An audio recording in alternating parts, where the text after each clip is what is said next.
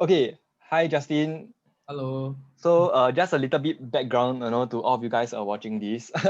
So I actually met Justin on Instagram, and I actually saw a video of him, right, saying that I got GPA of 3.95, but I was still sad. So that was the moment, right? I realized that I need to reach out to Justin because I am pretty sure that he has an amazing story to tell, and that's why I invited Justin today to know more about his story, and hopefully it'll inspire you guys. All right. So yeah, nice to meet you. Thank you so much for your time, Justin. Hello. Thanks, Dylan, for having me. Yeah. I can't see you, but I'm excited to share what I know with you. Yeah. Awesome, awesome. Okay, so Justin, bring me back, to the past. Like, as a secondary school kid, how were you like? As a secondary school kid, so back then when I was in primary school, I was very rebellious. I remember once that I even broke a chair and like hold a chopper and chase after my cousin because I'm that kid that was just really, really angry. And then because of that, I always hang out at basketball courts playing basketball. I'm not sure if kids still do this these days, but last time it was cool to hang out at the bubble tea shop, just laid back and then you play basketball until you're really late, until your grandma calls the principal and say, "Hey, where's my kid, ah?" Then she will come down and fetch you, then you get scolded. So I was that kid and I didn't do well in PSLE. So I got 177. Not sure. I think the PSLE system is no longer having grades or something. But yeah, I got 177 and I was in a normal academic stream. So at that time I was like, wow, xiao liao lo, gone already lah. And NA, they say NA means you're in the middle of both. You're nothing basically because you're not the worst, you're not the best, you are just like, oh, over here. So and then I didn't really study hard for Sec 1, but then Sec 2, I had a really, really good science teacher, like tuition teacher, because Asian parents are like, wow, you need to buck up on your studies. So I had this really amazing science teacher, and he taught me very well. I still remember his name. His name is Clyde. So Clive. Weird, right? I don't know how to pronounce his name until today.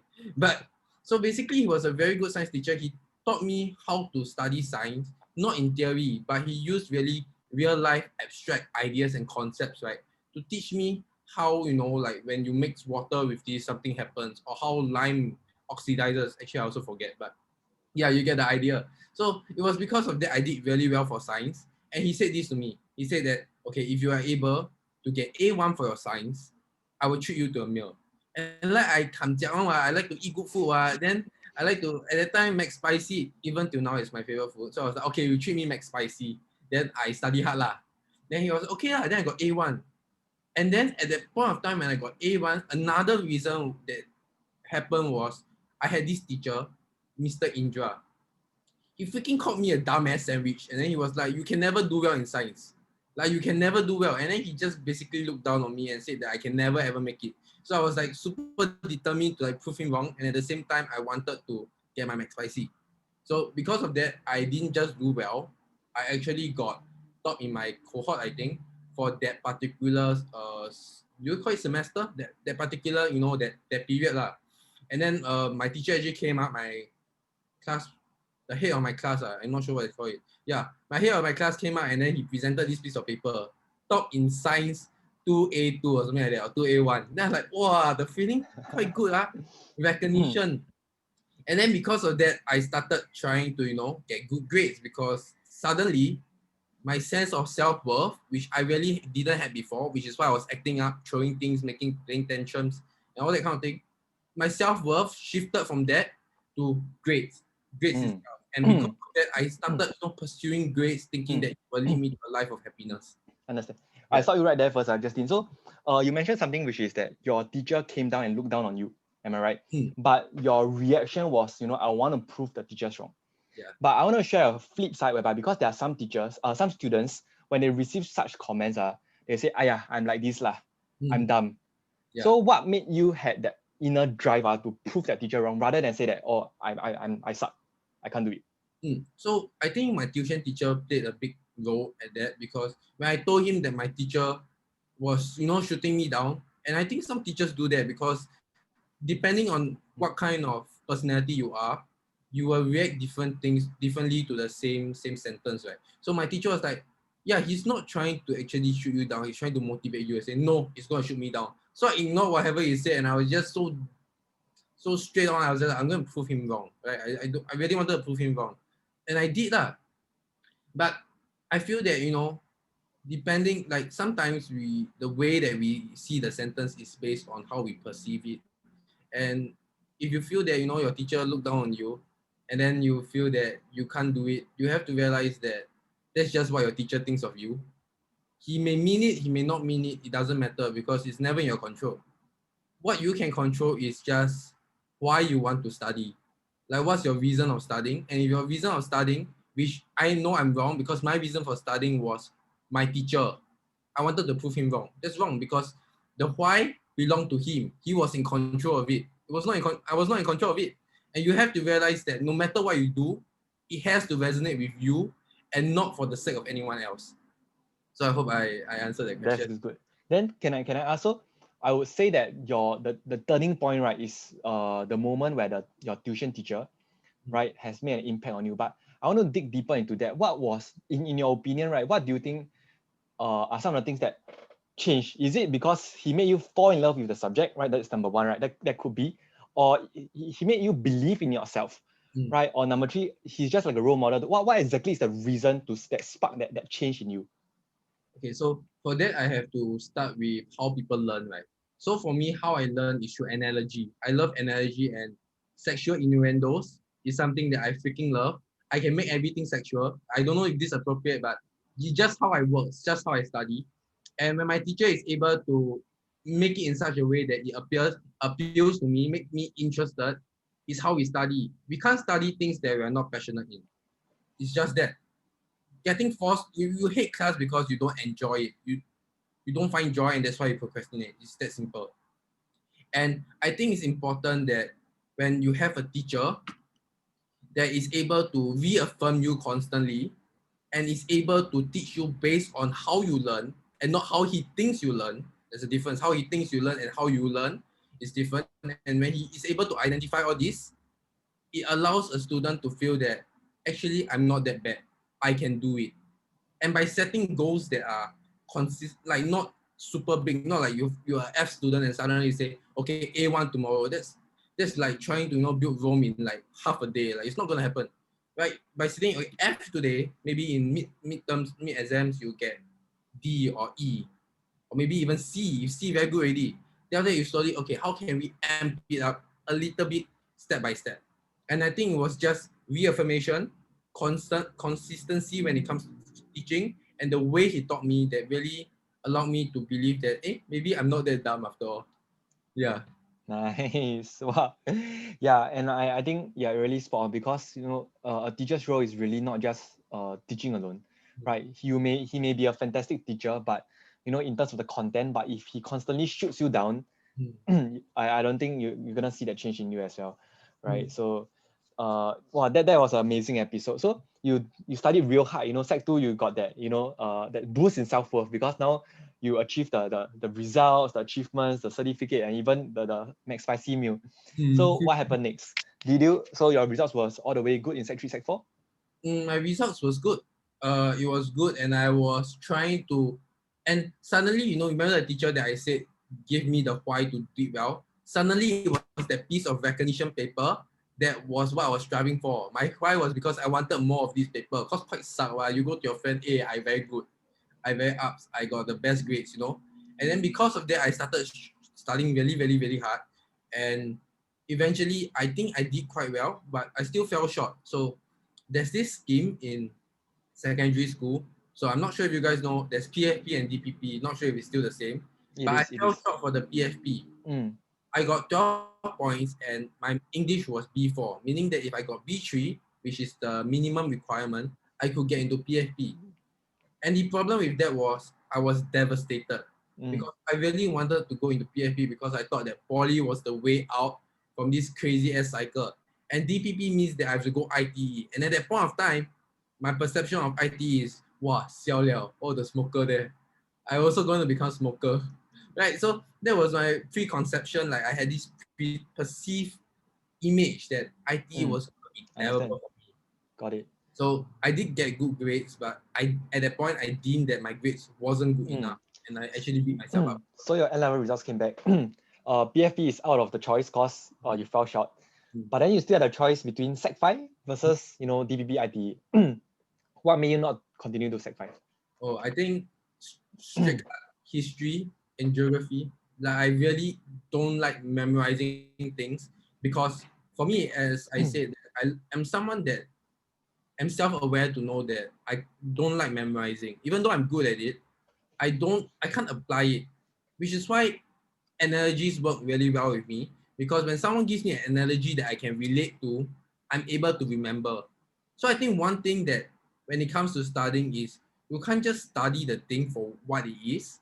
You have to study why this thing is there, how is it gonna use, how it applies to you in future. Like a great example which I think can help with Dylan is that, like for example, if you're learning linear regression or lines like y equals mx plus c, don't just learn that. Like for me, I'm in the computer field. Y equals mx plus c is a great way of defining what is a true and what's a false. By having a line, you can actually separate between this cluster and that cluster, and you can use it in anomaly detection. So once you understand the why and the how of a simple thing, you start understanding that there's an art behind it and you start getting curious to learn more. And when you are curious about the things that you are learning, that's when you actually learn. And that's really important in my opinion. That's a beautiful point because at the end of the day, every child are curious about different things. So if we can relate the subject to their curiosity, then that will spark an interest in them. Yeah, That's exactly. nice. So I want to ask something which is at the back of your mind, you know that IT you had this conception that smokers and all, but why did you not just continue Sec 5 suck thumb and say never mind I study humanities to avoid going to IT? Because there's still that dilemma right between in you. Yeah, I'll be honest. I just felt that Sec 5 was going to be so much harder because it wasn't guaranteed. Like DPP is guaranteed, a placement in poly. But and that time I was just thinking that well, it's better to go with the safe route and go into DPP no matter what, because I can get into poly, right?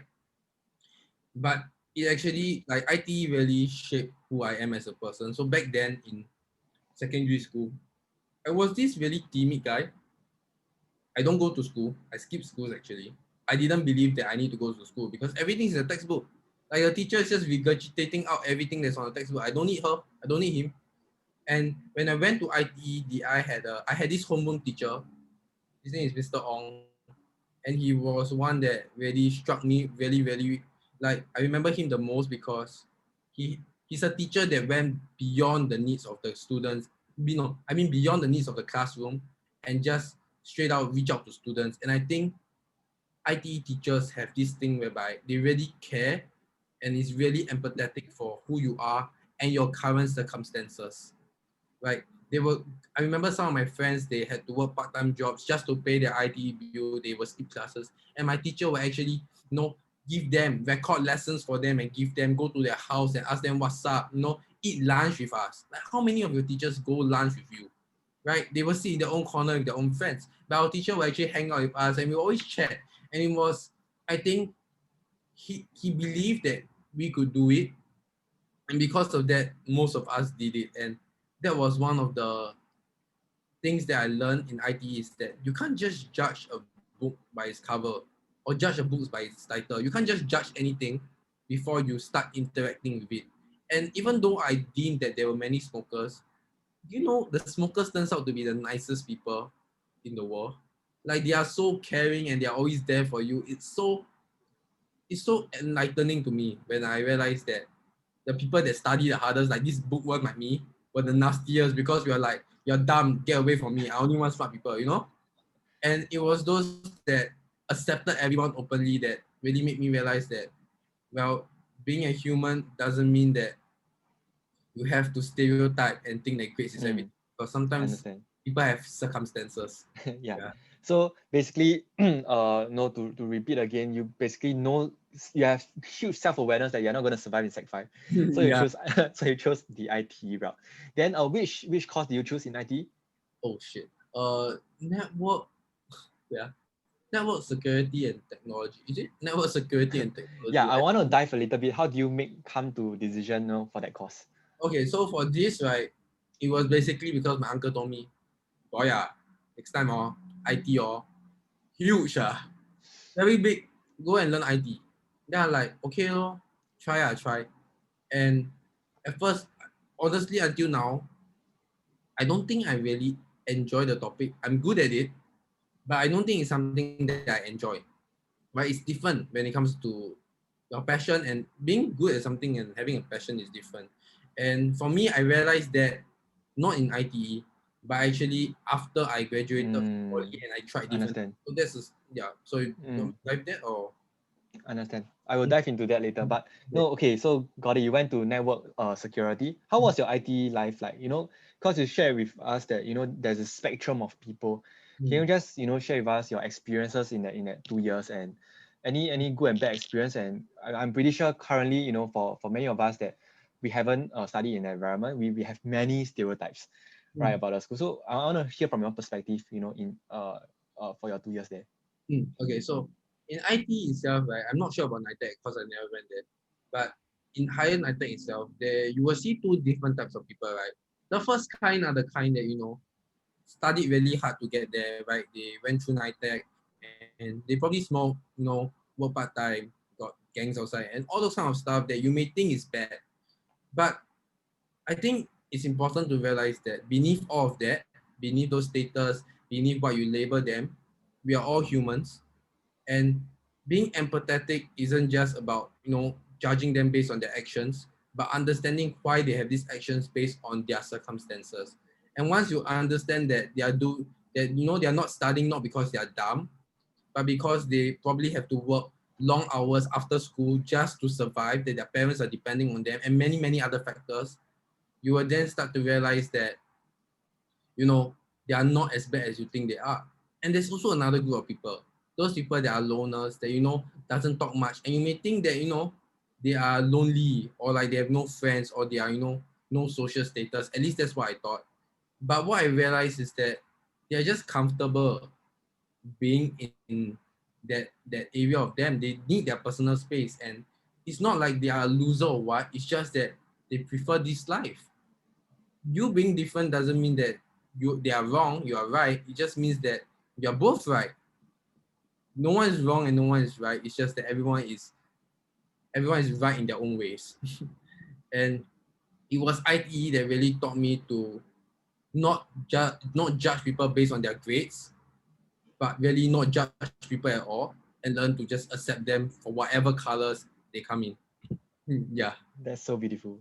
Thank you so much for sharing. Then, so okay, in your perspective, right? For people stepping into IT, number one, of course, you mentioned about shift in the perspective.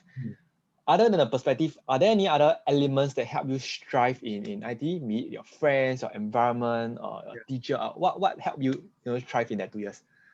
Environment, I would say environment is very important, right? So I talk about how people that smoke and people that work part time and all that are not bad people. They are really not bad people, but it depends on what's your intent in going to IT. If you intend to go IT as a leverage to go to poly, you need to do well, right? So in order to do well, you need to surround yourself with people with the same mentality.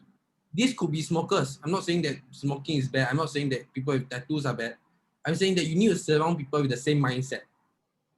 People that have the same mindset can be of any colors, any background, any circumstances. But as long as you're surrounded with people with the same goal, with the same fortitude, same mentality, same heart, same effort, same desire, you will be able to absorb and you encourage each other. And this is something that Dylan had recently, right? He went to do this 10-kilometer run with Daryl, right? Daryl? Is it Darren or Darren? Yeah, Daryl, yeah. Daryl. Yeah, so during the run, right, he was actually like, oh, I'm going to give up, I'm going to give up. Then Darren was like, no, imagine this your student. Will you give up for them? And then he was like, no, I'll continue running. So your environment really plays a big part in your outcome and your process as well, because it's really this like camaraderie, like fighting spirit kind of thing that you have. And it's important that actively seek out the environment that you want. Yeah. Awesome. Okay, so I will round it up. There are two important key elements, right, which has helped you to strive. Number one is the perspective, right? You went in, shift a perspective, cut away the stereotypes, right, and know that don't judge a book by its cover. People have many factors and reasons that make them, to do certain different actions, and we don't just see things on the surface, right? That's number one. And number two is surround yourself with the right group of friends, right? Especially people with the same goals and dreams. If I'm in a group of friends or that every one of us wants to enter poly, I think there's a high chance of us, entering together rather than a group of friends and say, school sucks. After this, let me just quit and just do my own job. I'm pretty sure that they will end up in a different reality. Yeah, so that's awesome. So from IT transited to poly, do you use your grades or you went for the early admission exercise? So from I graduated, I think IT with very good grades actually. I think I got 3.9. I forgot 3.875 or 3.934. I'm not sure. Yeah, and I actually got in using the normal route, so I applied for poly.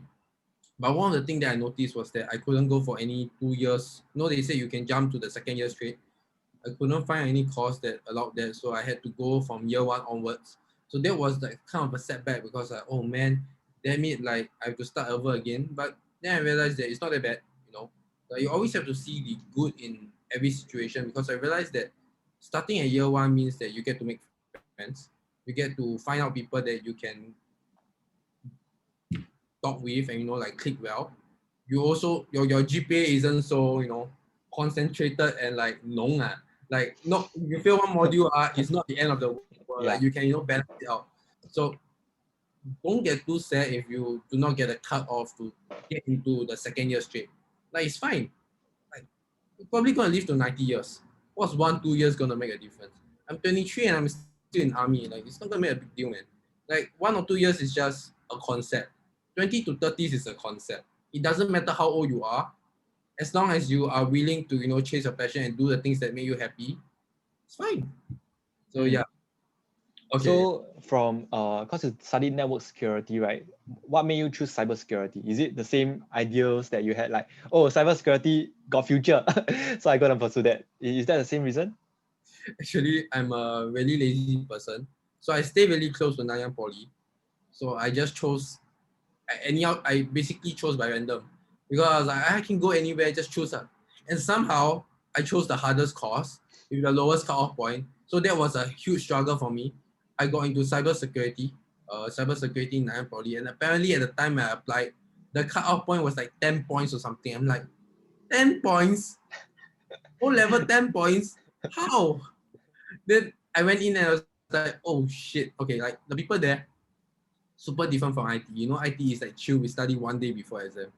But in poly, it's like they study before semester starts. Like who does that, right? Like who does that? Like wow, be like right. So poly was a whole different ball game. But yeah, I entered into the same field, which Mm. IT and cybersecurity.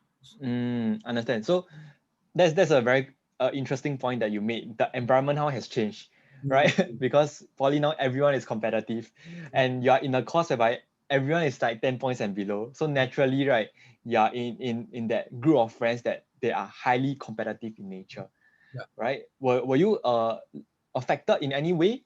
Yes, I was very affected. And I want to bring across a point called adaptability, right? Because I don't think it's about money or your status or any other things. It's always about how adaptable you are to any environment. That's how you strive, like cockroaches. You have to be adaptable no matter what. And for me, I was suddenly put in this situation where self-studying is a thing. You suddenly have to schedule your work. Assignments don't get, your teacher don't tell you that, oh, you have an assignment tomorrow, you have to check Blackboard, or rather that's what we use. You suddenly have friends that tell you that they are not studying, but they are freaking mugging at home, and you're like, damn it, you told me you're gonna fail. How you get A? And as a matter of fact, I got affected by all this and I became that guy. I Mm. became the guy that say, I'm not studying, I'm not studying. I playing game. But at home, I'm like, okay, mark. Because grades were really important to me because of the environment that I was in. Because everyone was emphasizing the fact that you need to get 4.0. Mm. And because of that, I worked really, very, very, very hard to get a 4.0. And in my first semester, I got a 4.0. Mm. And that led to like, oh, okay, there's this self-worth thing, like, is this a bragging rights kind of thing? Like my friend would tell me, oh, I'm actually going out with this girl tomorrow. So, oh, so what? I got 4.0. Then it became this thing whereby if I got a B plus, okay, not Mm. even B or C, B plus, I will get so depressed that like the world is gonna like my like I don't know, like my pet died or something, like I'll be so sad. Just because I got a B plus or I got like 24 out of 30 or like 24 out of 25, I also get super annoyed and upset. And that's because my self-worth came from my grades. Yeah, I felt that was because of my environment. Understand. Back to your point. I'm curious to know, because you know, in secondary school you're doing well, but you know, it's not like so ups like currently what you're saying in poly. So in terms of understanding and your self-awareness, right? Do you realize any changes in the way you study, or you know, being efficient and more productive in the way you study? Yeah. So for me, I study in a really weird way. So you know how I say analogy? I like drawing circles. I'm not sure if this is a thing, but apparently when I read definitions on lectures, I don't like to write notes. That's just me. I find notes a waste of time because I don't see the purpose of it. I can just read and understand. That's just me. I absorb theory really well. And when I draw circles, I can memorize definition just by drawing circles. And certain points, I will just understand them by circles. And once I do that, I can study really fast. And that was just, I think, one of the superpowers that I had in poly. But to all those, like, I want to provide value to you guys, not just talk about myself. And to all those that, are struggling with, staying focused or studying when it comes, when it matters, right? I think it's really important to understand what your distractions are. For me, my phone is always my biggest distraction. So it's always outside of my room. And if you're always on TikTok, stop. Don't use TikTok because TikTok is really addictive. Right? If you catch yourself doing it, just like exit the app, like pause yourself, exit the app, and focus on your studying. And one of the biggest thing that I realized is that you don't need to study for 3 hours straight. You don't need to. You just study, take one thing out, learn something, rest. Come back again, take something else, rest. You don't have to be like a prodigy and sit there for 5 hours straight. Like, I can't even do that. Like my maximum attention span is like 20 to 30 minutes and I fall asleep. Like there's no point in forcing yourself doing something that you're gonna fall asleep. So be smart about it and just try to understand one point best because that's more important than forcing yourself. Understand. So distraction is more of putting your phone away, right? How Yeah. about procrastination? How do you solve procrastination? So how I solved procrastination was actually I didn't solve procrastination. It was a thing that affected me until recently, where I realized how procrastination works. So I didn't solve it, but I hope you can solve it now because the biggest reason why we procrastinate is because we don't find joy in the things that we are doing. It's that simple. Will you procrastinate? If you are a smoker, will you procrastinate smoking? No, you won't. Why if you enjoy food, will you procrastinate eating your favorite food? No, you won't. You'll rush to eat it.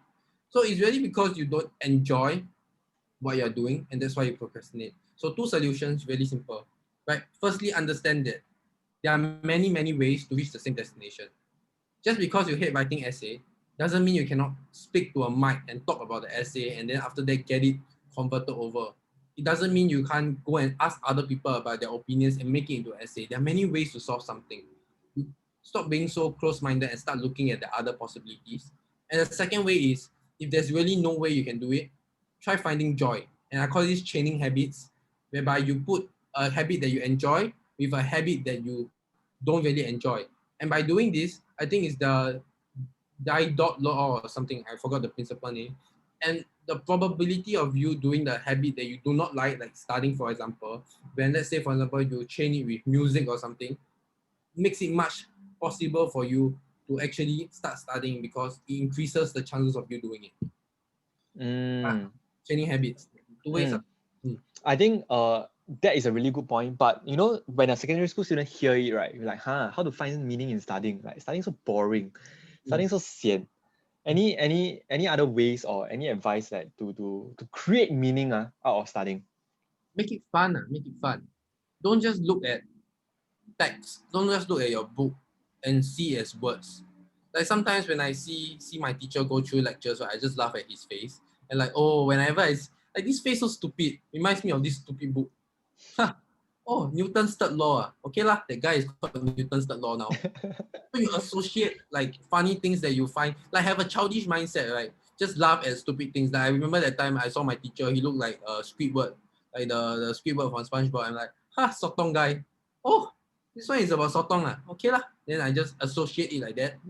And studying shouldn't be a thing whereby you get annoyed by it or you find that it's a chore, it's supposed to be something that allows you to enjoy it.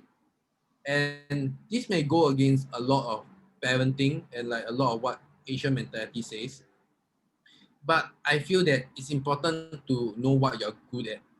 If you are someone that, clearly doesn't work in a classroom environment, and I don't mean that, you do badly in class. I mean that you really know that this isn't for you, that you'd rather go out there and build your own business or something like that.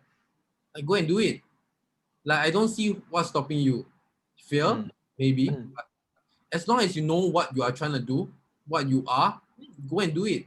But if mm, you're giving excuses and say, "Oh, I should be an entrepreneur because I'm not doing well at school mm, and I can never study," then of course you it's wrong. You have to really, I think self-awareness is very important. And I'm not saying that it comes easy, but what I'm saying is that you need to know what works for you and what doesn't.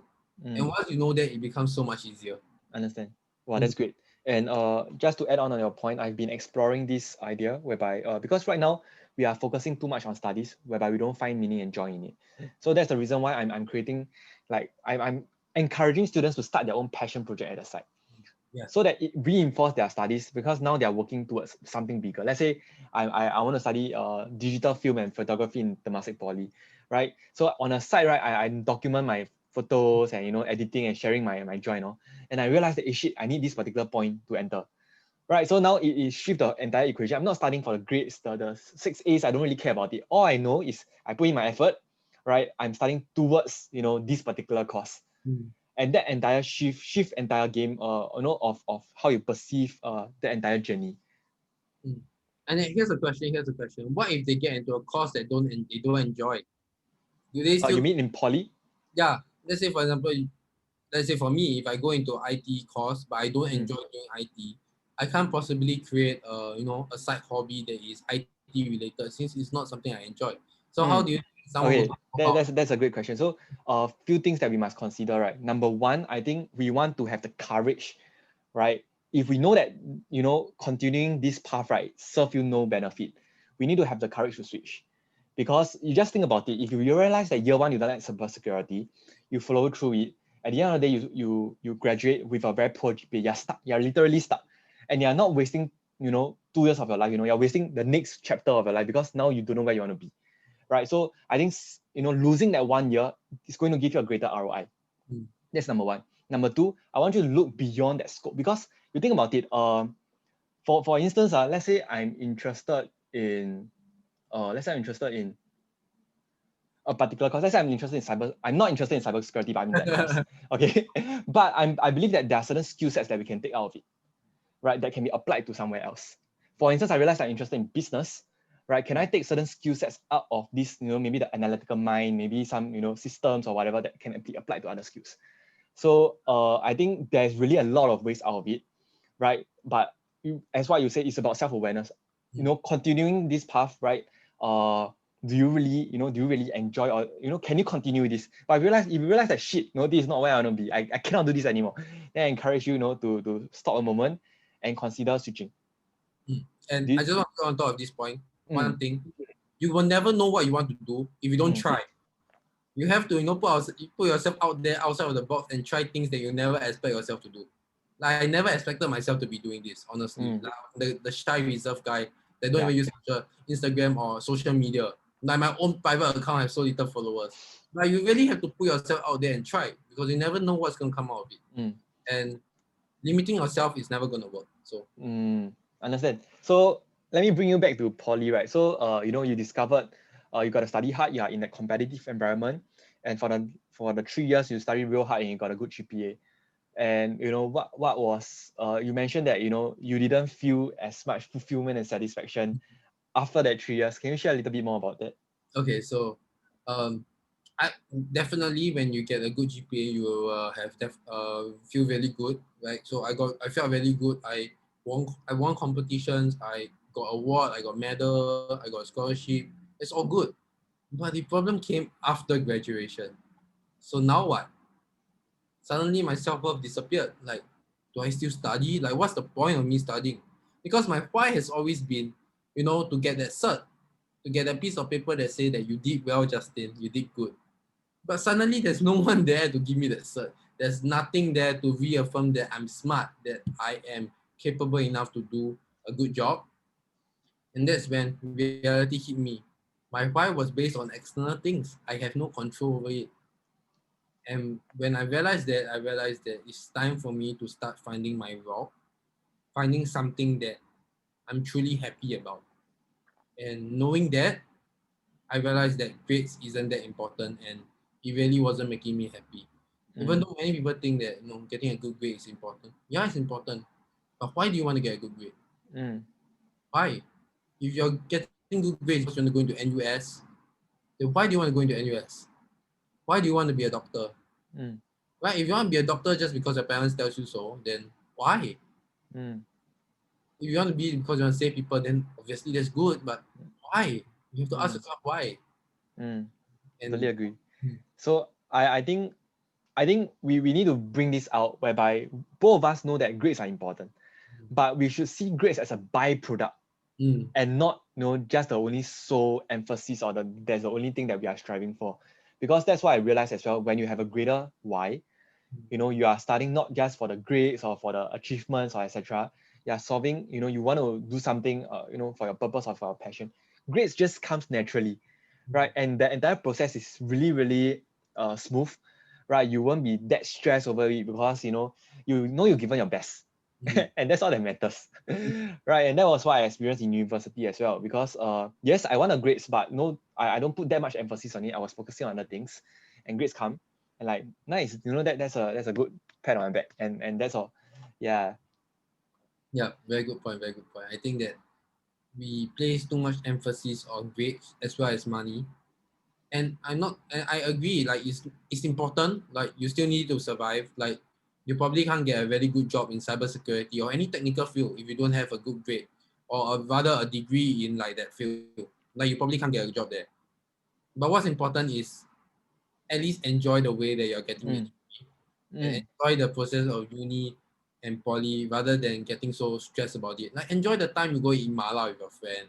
Or the time where you hang out after school and those hours where you just chung sua and like do all the work until like 5, 6 a.m.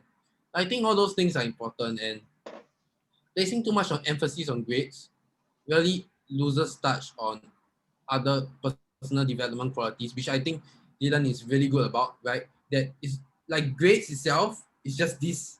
You mm, have the way you communicate with others, how you are as a person, how empathetic you are, how kind you are, how forgiving you are, how understanding you are, your mentality, everything. There's so much to the world than just grades.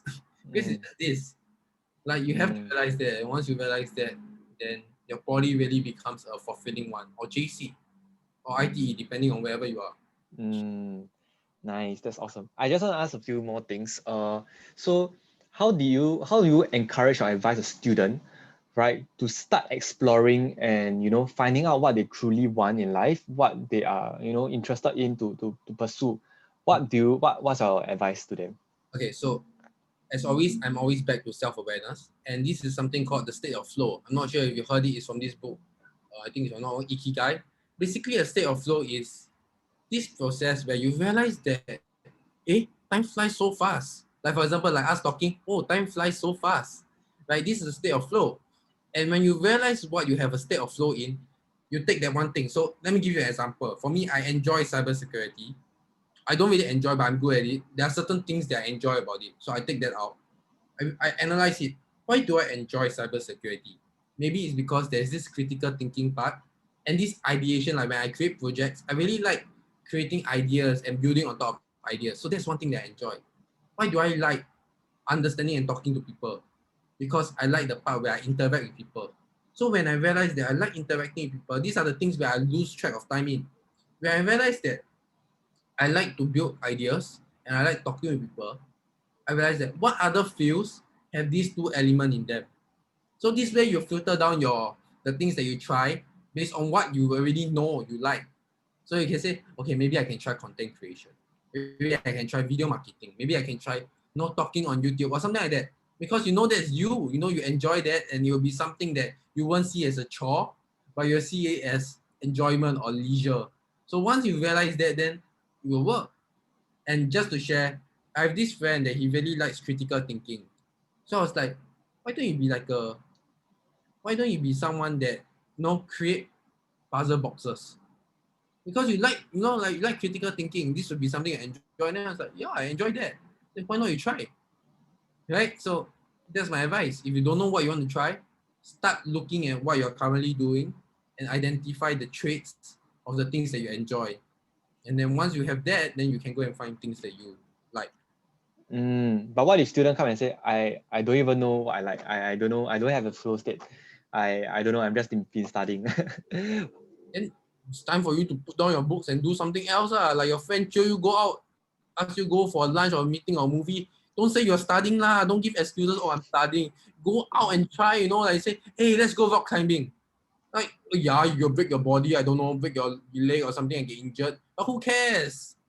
Like, don't just use studying as an excuse to not try Mm, things. It's not an excuse, right? mm. And are you really studying when you say that you are studying? Right? That's another question. Not gonna, yeah. I know I always use that excuse, so.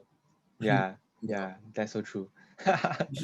Yeah, usually well, we already cover a few problems, which is I think because we always emphasize on studies, then we say that don't worry about interest and passion yet. Let me just focus on studies. But as you shared, that focus on emphasis on studies actually lead to more problems in the future, because number one, you simply don't know what you like, right? And number two, your entire intrinsic motivation is all haywire already. Yeah, so that actually leads to more problem. That's why both of us truly agree that the first thing is to discover what you want, right? And I always say that start off with a big question that is truly interesting and relatable to yourself, right? So this becomes a quest. Yeah. So just a short note, I cover this in my class, which is find a problem. Let's say you think about it, for us to differentiate and stand out from the rest of for the other peers, right? Let's say we take a question, which is why has men dominated women for the past decades? Right. This is a big question. But when I have a question that is important to me that I want to solve, you realize that this is not just a question about biology. It's a question about psychology, politics. Can you see, because of one big question, now you're a different person because you know different fields, and immediately you become a whole new level, right? And that's what makes you special. Yeah, so that is something that I think I implore students to think about, right? Especially at secondary school. Now I think the world has kind of changed, like because of social media, right? They really have a lot of things in their mind. There are things that they are angry about, there are things that they are unhappy about, right? Take that out and pursue that. Why? Ask why. Just keep asking why. It's free. It's just 3 letters. It's better than complaining because complaining is so long. So ask why. And sometimes the answers you get right is so interesting. Like I was asking this question: Why? Why is Hitler like this? Is Hitler empathetic? Just a question for you. Go and think about it. I don't know. Yeah, just asking why is so powerful. Yeah, that's really, Mm, but yeah. nice. Thanks so much, Justin. Before we end, do you have any message or advice that you want to round it out and share with all the secondary school students currently? Okay, so I'm going to share something that is not really related here, and I think it's about trauma and bullying, because since young, one of the reasons why I needed to find my self worth is because I couldn't find mine. Like I was bullied when I was young, and because of that, I really went into this place whereby I needed the validation of others in order to feel good about myself. And having a not very like good looking face, or like moles here and all that, and like I had curly hair, wavy hair, so that's really weird, right? Because everyone has straight hair.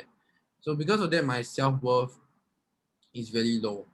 So I want to just ask you, like, if you have issues with your self-worth, or you feel that you are going through certain trauma or any other things, know that it's never your fault, and it's fine to go through this, and understand that the only way you can get out of it is by either seeking help. No, not seeking help. Seeking help comes later. You have to first realize that this is an issue. You can't just deny all of this, because I'm denying the fact that I have low self-worth for a really long time. And it's through this type of conversations with Dylan, with Jeremy, and all the other people, where I realized that most of my actions that I did in poly and in secondary school were based because I didn't have self-worth. And I didn't have self-worth because I got bullied often. and it's not their fault because it's something that you can't control. But know that it's your job and your responsibility to firstly accept that it's fine being not perfect. Yeah, that's my message. Nice. Thank you so much for sharing, Yeah. Justin. Thank I'm you. pretty sure they will appreciate, this entire session with you. Thank you. Thank Yeah, you, study Justin. hard, guys. Mm.